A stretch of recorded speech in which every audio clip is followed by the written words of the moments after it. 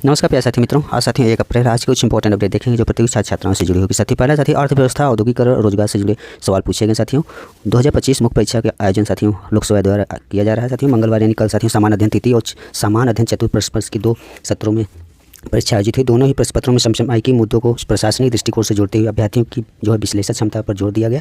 सुबह सत्र में साथियों जीएस तृतीय प्रश्न पत्र में अर्थव्यवस्था, औद्योगिकरण, रोजगार, आंतरिक सुरक्षा और आपदा प्रबंधन से जुड़े प्रश्न पूछे गए।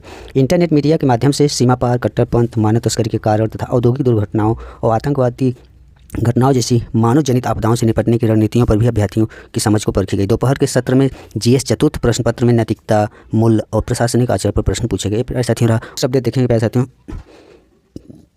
लंबे समय से परीक्षा नहीं होने से प्रशिक्षित शिक्षकों का बड़ा बैकलॉग। 10 साल बाद 18,000 बीएड डिग्रीधारी जो है देंगे जेटेट।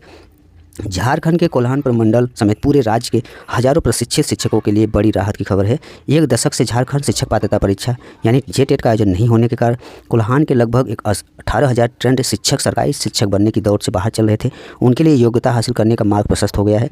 कोल्हान विश्वविद्यालय के विभिन्न बीएड और डीएलएड कॉलेजों से हर साल औसतन 1800 से अधिक इसमें जो है विद्यार्थी डिग्री पूरी कर पास आउट होते हैं और झारखंड में शिक्षक नियुक्तियों में जेटेट पास अनिवार्य शर्त है।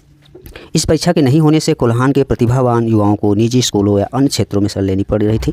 ताज़ा अपडेट के अनुसार झारखंड एकेडमिक काउंसिल के माध्यम से जेटेट की परीक्षा आयोजित करने की मुकम्मल तैयारी कर ली गई है। इस परीक्षा के लिए आवेदन प्रक्रिया 21 अप्रैल से शुरू होगी और भूमिज भाषा को जेटेट में शामिल करने के निर्णय पर समाज ने विधायक संजीव सरदार का भी अभिनंदन भी किया। जेटेट संबंधी साथियों जिसका आप लोग आवेदन कर पाएंगे 21 अप्रैल।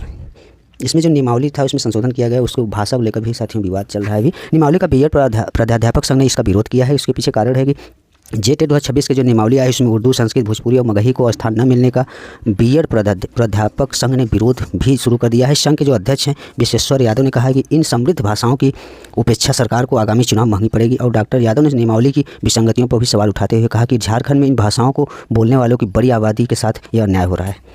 देखते प्यारे साथियों आगे एग्जाम करा पाते हैं कि विवादित मुहूर्त है। नेक्स्ट अपडेट देखें प्यारे साथियों, सीटेट का साथियों हर साल स्थिति यही रही है। इनका जो परसेंटेज रेशियो बहुत ही कम है साथियों। सीटेट सिर्फ 25.68% पेपर 2 में सर्वाधिक असफल अभ्यर्थी है।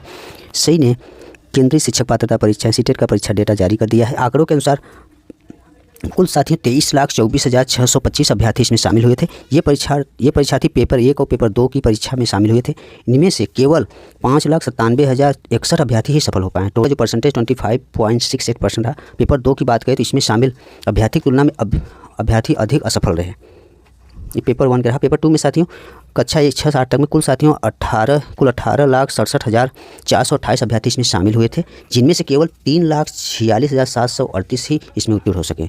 इस पेपर के लिए मात्र साथियों 18.56% ही अभ्यर्थी सफलता हासिल की है। वही पेपर 1 कक्षा 1 से 5 तक का परिणाम थोड़ा बेहतर रहा। इस पेपर में 10,65,410 अभ्यर्थी शामिल हुए थे, जिसमें से 3,58,000 से अधिक अभ्यर्थी इसमें सफलता प्राप्त किए हैं।